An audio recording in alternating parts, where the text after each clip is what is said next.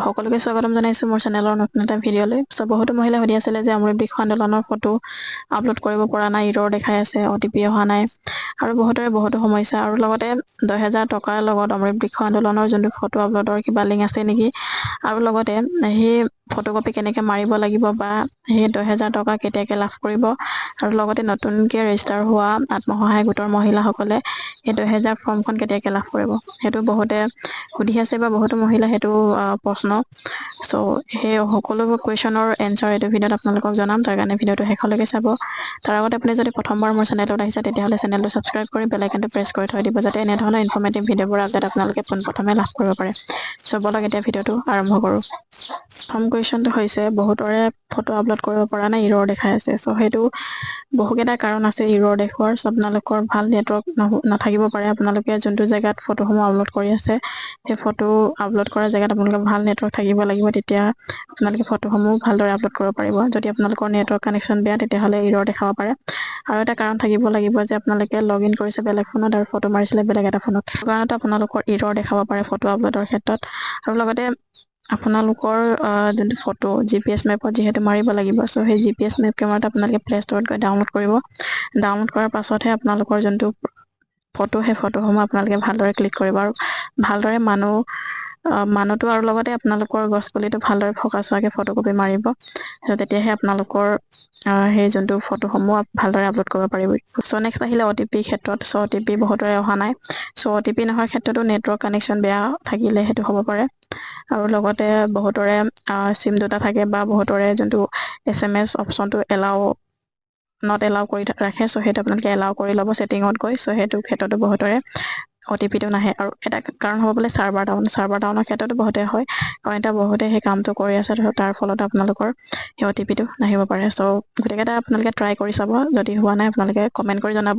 চ' মই নেক্সট ভিডিঅ'ত আপোনালোকে কেনেকৈ কি কৰিব লাগিব জনাম।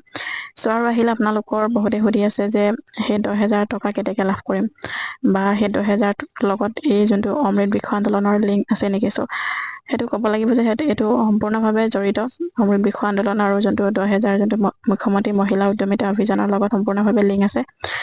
আৰু লগতে আপোনালোকক যোৱাবাৰ যিহেতু গছপুলি ৰোপণ কৰিব দিছিলে, আৰু যোন মহিলাক নেকি 10,000 টকা ফৰ্ম দিছিলে সেই ফৰ্মখনত লগাবও দিছিলে ফটো মাৰি 2 কপিকে লগাব দিছিলে। চ' সেই ফটোসমূহ যিহেতু লগাব দিছে, তাৰ পৰা ধৰি ল'ব পাৰি যে এইটো সম্পূৰ্ণ ওতঃপ্ৰোতভাৱে জড়িত।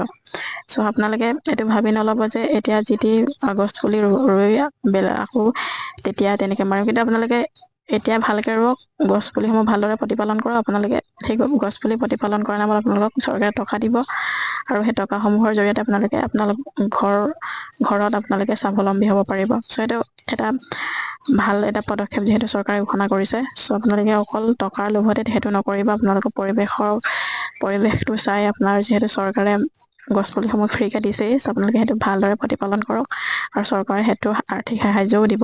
চ' এইটো এটা ভাল পদক্ষেপ যিহেতু চৰকাৰে ঘোষণা কৰিছে। আৰু লগতে নতুনখিনি কেতিয়াকে সেই যোনটো 10,000 ফৰ্ম, সেই ফৰ্মসমূহ কেতিয়াকে লাভ কৰিব, সেইটো বহুতে কুৱেশ্যন কৰি আছে। চ' আপোনালোকে এতিয়া যিহেতু আগষ্ট মাহত যিহেতু গছ পুলিসমূহ ৰুবলৈ দিব, আৰু 2-3 মাহৰ পিছতে আপোনালোকৰ যোনটো 10,000 ফৰ্ম, সেই ফৰ্মসমূহ আপোনালোকক চৰকাৰে দিয়া হ'ব।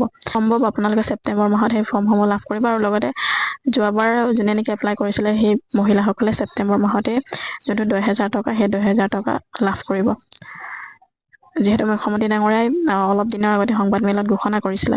চ' সেইটো ভিত্তিত মই কৈ আছো কথাবোৰ। চ' আপোনালোকে ভালদৰে সেই গছ পুলিসমূহ ৰোপণ কৰিব, অকল টকাৰ লোভতে আপোনালোকে গছ পুলিসমূহ ৰোপণ নকৰিব। আপোনাৰ পৰিৱেশ যদি ভাল ৰাখিব বিচাৰে তেতিয়াহ'লে আপোনালোকে, আমাৰ সকলোৰে দায়িত্ব যে পৰিৱেশ ভাল কৰি ৰখাটো, আৰু সেইটো চৰকাৰে সেই স্কিমটো উলিয়াইছে, সেইটো ভাল কথা। চ' সেইটো সকলোৱে আদৰি ল'ব লাগে আৰু সকলোৱে সহযোগিতা কৰিব লাগে।